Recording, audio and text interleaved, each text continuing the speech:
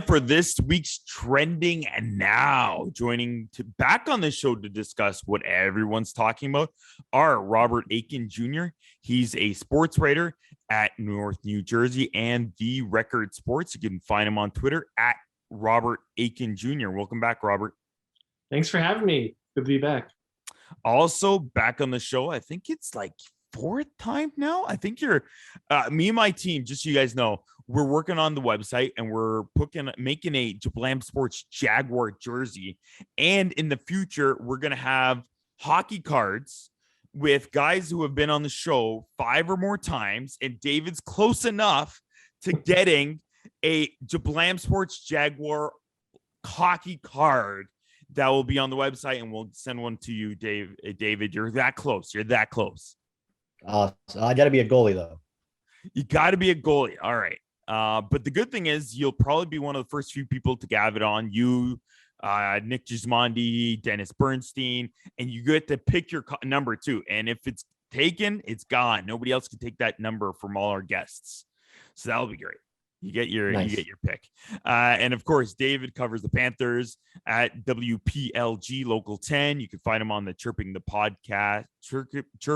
Cats podcast and on Twitter at David Dwork. So big news dropped. Flyers are like new coaches all around. The Leafs game was wild last night. Wild. They played the first game against the Wild. Then it was even more wild against the Jets with all that firepower. Before we get into any of that stuff, let's settle down. Let's calm down. And let's talk. Devils. They lock up Jack Hughes. Large extension. 8 years. $64 million. So, yeah, there's guys. I'm doing my Shatner. Yeah. There's guys like Sidney Crosby, Draisaitl. Oh, they're making $8 million. Yeah, those contracts were signed a few years ago. Then there's guys like Ryan Johansson making about $8 million.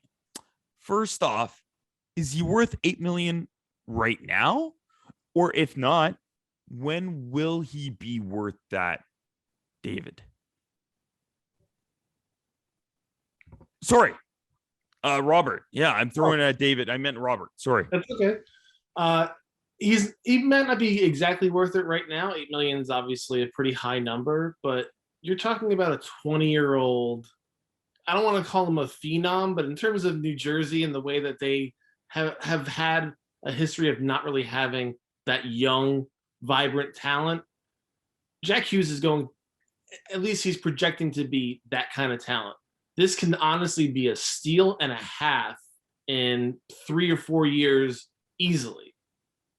He wants to play here. He wants to stay here. His brother just got drafted here. His brother is, setting the world on fire in college and can be here sooner rather than later. This is a move now. It's great for the Devils. It's great for Jack Hughes at 20 years old, and it's great to try to build a team around him in New Jersey for years to come. What type of player is Jack so far, and where do you see his potential going when he's at that max? Funny enough, I don't think Jack Hughes knows the kind of player that Jack Hughes is going to be right now. I mean, when I spoke to him on the exit interviews, his last interview, essentially when he was a 19-year-old, I asked him if there were kind of different ways the league would kind of view him now that he was no longer a teenager. And he didn't even really understand how to kind of fathom that. I don't think he realized exactly, what kind of player he is, what kind of role he's going to fit into in terms of the whole NHL. Obviously, if you saw his game-winning goal and his celly right after the beginning of the season, you can see he's fast, he's electric. He is a turnover machine when he wants to be. He's versatile. I mean, obviously, Lindy Ruff tried to play him as a wing, and that didn't really work out too well, so he's going back to center. But he can be a premier center in this league for years to come. I can't wait to see what he has in him. Moving over to David this time, again, for the first time. The Florida Panthers are the best team in the NHL after the quarter mark of the season. 17, 4, and 3. They're playing phenomenal. What's the main reason, if you can pinpoint it, David, that they've started so hot out of the gate. I mean, on the whole, you probably have to point to the team's depth, just their ability that, a lot of these guys have been together now for a few years. They've added some complementary pieces over the last, between the trade deadline and the offseason, between like Sam Bennett, Sam Reinhart. They added Gus Forsling last year. They brought in a Brandon Montour. And then, you add that to the foundational guys like the Huberdeau, the Barkov, the Ekblad. Mackenzie Weeder's been here for a while now, just as long as Ekblad, basically. And yeah, I mean, they've just been able to kind of churn their game, regardless of, rolling for lines, constant puck possession, constant pressure, constantly pushing the pace. And there's no real like drop off, regardless of, who may be out there. And that's given them the opportunity to really, dominate some games. Lately, they're playing well, which is interesting just because they've been out without some of their key players over the last couple of weeks. Barkov's been out, Duclair has been out, Forsling's been out, and they're still, churning out the points, albeit in, a little hair-raising fashion with some of the comebacks that we saw last week with the back-to-back 3-goal comebacks against Washington and Buffalo, and then another come-from-behind victory against St. Louis as well. But yeah, I mean, overall, they're just Bill Zito's built this amazingly deep roster, whether you're talking about the forward units or the defensive pairings. And, it's just something that he's been here for just a little bit more than a year, and the moves he's made, that he's basically hit on everything. So it's really nice from somebody who's been, watching and following the Panthers for a long time to see them having this kind of success. And I'm just kind of curious what the ceiling's going to be. Yeah. Bill the Builder. It's not Bob the Builder. It's Bill. Right. He's done a phenomenal job. And when I look at the team and I'm looking at stats, a guy who stands out, and I can't find the jersey. It's the only jersey I bought of a kid that's like half my age, at the time at least. I won't say that I'm double his age now, which is great. At least we're getting closer as we both age. Number 5 on the defense, Aaron Ekblad, playing phenomenal again. Last year, we don't know really, but before the devastating injury, he was on pace to have probably one of his best seasons. He was on pace to be nominated for the Vezina. This year, 8 goals already, 15 assists, 23 points. He's a plus 21. He's playing amazing. He's pretty much MVP type material. Is he going to be nominated probably for the Norris this year, David? I mean, for my small part, I would think so. If assuming he stays healthy and he's, once again, we have the opportunity to put him on the ballot, I certainly will be. I would have last year as well. And I mean, he's really picked up where he left off last season. He was having a career year last year, both offensively and his defensive metrics were spectacular. His play in his own zone has just continued to improve year after year after year. And then the offensive abilities just continue to grow as well. And I mean, this is a guy who's still in his mid-20s. His best hockey is still ahead of him. And the way that he's just been able to take control, not only on the ice, and you touched on it, he plays a ton of minutes. He plays in all situations, whether it's even strength, power play, penalty kill. He's out there for everything. He's become a very integral part of the behind the scenes in the Panthers. Like he's like the guy in the locker room that he's been around for so long. And a lot of the guys look to him both as a lead by example guy and as somebody who's, he's just very good at motivating his teammates. And just to see him grow from a guy who was drafted at, it's 18 years old, I think in Philly, that draft was, if I'm not mistaken. And to see him grow into the player he is now and to be essentially a perennial Norris Trophy candidate, it's wonderful to see. And again, so young. I just like I said with the Panthers, like I want to know what the ceiling is, like with the team, but also with Ekblad. He's that good. He totally is. So we've talked about the good, Jack Hughes. We've talked about the good, the Panthers. Let's talk about the bad, the NHL. There's things that are kind of crappy going around, and Flyers, we're going to leave that to the Team ISO guys in the next segment. So Alain Vigneault, talk to you later. But first off, in Vancouver, he's arrived behind the bench. He's going to somehow try to fix this thing, and that's Bruce Boudreau. I don't know. We'll go with you, Robert. First off, if you think this is possibly a good move for them, the thing I want to touch base on really is, when is the NHL going to make this shift, though, on touching on this, to bring in more newer coaches? We've seen a lot of the old guard keep on being recycled. But, like, in my mind, yeah, if you have a veteran core, sure, bring in one of these guys, like Boudreau or a Mike Yeo or whatever. But if your young core is like a younger team, like the Canucks, and you have Pettersson and you have the other Hughes, why are you bringing in a veteran then to get to the heads and the minds of the younger generation? I'm with you. I mean, and you see it a lot in other sports too, where some of the old guard is always considered to be a nominee or a possible replacement for a coach, and you just feel like you get second and third and fourth and 13th chances sometimes, it feels like. I can tell you that when the coaching carousel gets started, it's insane around the league, especially in the minds of fans. I mean, here in New Jersey, you start seeing people that are getting fired, that are getting replaced elsewhere, and all of a sudden people are looking at Lindy Ruff, and I'm like, whoa, relax, guys. You're talking about one of the best coaches of our generation that we've ever seen, and just because things are not maybe progressing as fast as you might want them to be, and it kind of runs in parallel to what's going on in Vancouver. New Jersey's one of the youngest teams in the league, and Vancouver's certainly up there as well. You want to be able to have a guy that can maybe have a bit of a difference of opinion, maybe a different style. If you're going to make a change at the quarter point in the year, you want to at least have a different voice. Maybe not a drastic change. I'm not a huge fan of changing a coach this time of the year anyway, because I feel like it's just too early to really make a shift like that, because it's such a drastic shift. Yeah. What do you think, David, on either the move by the Canucks or that whole thread with veteran coaches versus the new? Well, and for that argument, I just think, it's just kind of like old man yells at cloud, because like it's just something that hasn't changed and it's never going to change. Teams are going to hire who they're comfortable with and who has track records. And, unfortunately, the new guard is just going to have to keep clawing and fighting the way to get in. And I agree with you guys that, but I also don't think it's changing anytime soon.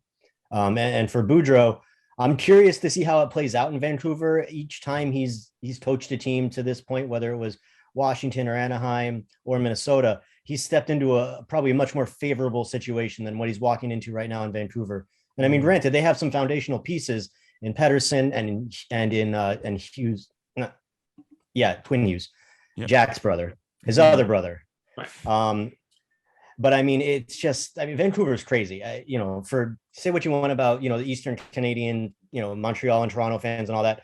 Vancouver it's a beast. It's a hockey market. And to go into their mid-season and a season that's really been just kind of a disaster, from all standpoints for Vancouver. I want to see how it plays out for Boudreau. I think he's the guy that I'm surprised he was out of work as long as he was, kind of getting back to the original thing we were talking about.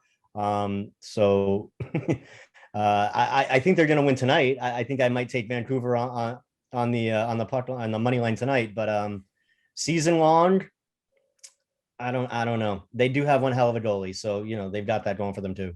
David, actually, I'm sorry to cut you off, Pete, but David, you bring up a good point where you're talking about Boudreau's gone different places and he's been successful where he's gone in different situations. Granted, they're different than what he may be going into in Vancouver right now, but it goes back to this whole thing of, well, the guy wins wherever he goes, and you always hear that when you talk about some of these veteran coach opportunities. The guy's a winner. He's a winner, and he goes to this place and he's a winner. It's almost like being a young kid and wanting to go to the bank and get credit, and they say, well, you need credit in order to get credit, and yeah, he's got a bunch of credit, and that's going to give him maybe a longer shelf life than maybe a younger guy because of his winning track record. But that's part of the problem too. Is maybe you need to have some of these guys come in here. What are you really going to get out of having even a veteran coach like Boudreau coming in? What's the ceiling for this team? What's the ceiling for the Canucks this season that's really going to justify anything outside of, well, he's a winner and we're going to keep a winner around? Yeah. You're totally right. And I want to see what Aquilini and now Boudreau will do with this team. And I don't know why, but I still feel there could be a trade up the works.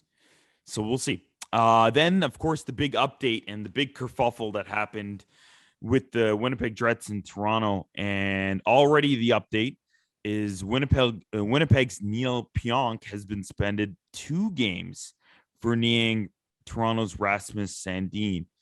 And it didn't even start from there. I think it even already started the day before, because the Leafs played a tough and a very good now Minnesota Wild team. And it was so wild. And of course, in my mind, Minnesota not so nice team, because I don't know how Marcus Foligno got off lightly by not getting suspended, because he left the bench to start a fight, and then he went in and crashed the net and hit Campbell later in the game. The Leafs were already not in a good mood, and another game 24 hours later, then they play a physical game again against the Jets, and Pionk does that in the first period. That sets the Leafs just off. And a guy who you don't see doing anything crazy ever in his whole career, he's like 38 years old, is veteran vintage Jason Spezza, and he's probably going to get suspended. There's an option, obviously, because they're going to meet with him in an in-person hearing, possibly. That means he could be suspended 5 games or more. And of course, Wayne Simmons has already been fined $2,2500 K for that game. So, oh man, what do you think will happen with Jason Spezza, David? That's a great question. I've seen it a couple of times between last night and tonight. Yeah, it certainly looked like he had a purpose with going after that hit. I mean, he basically had to go down on one knee to complete the play. It was just an odd, you're interluded to it. Like, they were already angry, and then what happened with Pionk and the knee hit, which that hit looked more like just sloppiness than it did like trying to hurt somebody, or it was just like bad form. He had his leg stuck out. I don't think he was necessarily trying to hurt anybody, but you still have to clean up plays like that, no doubt. Yeah. With Spezza, I think he may have been looking for trouble, which is why they want to talk to him in person, or why they at least offered him the option. He doesn't have a history as a super dirty player or anything like that, so I wouldn't expect it to be anything major, but I don't know, man. It's been a mixed bag coming out of the NHL Department of Player Safety this year in terms of how they've handed out some of these fines and penalties. So, I guess we'll just see. But wow, yeah, a couple of crazy nights for Toronto.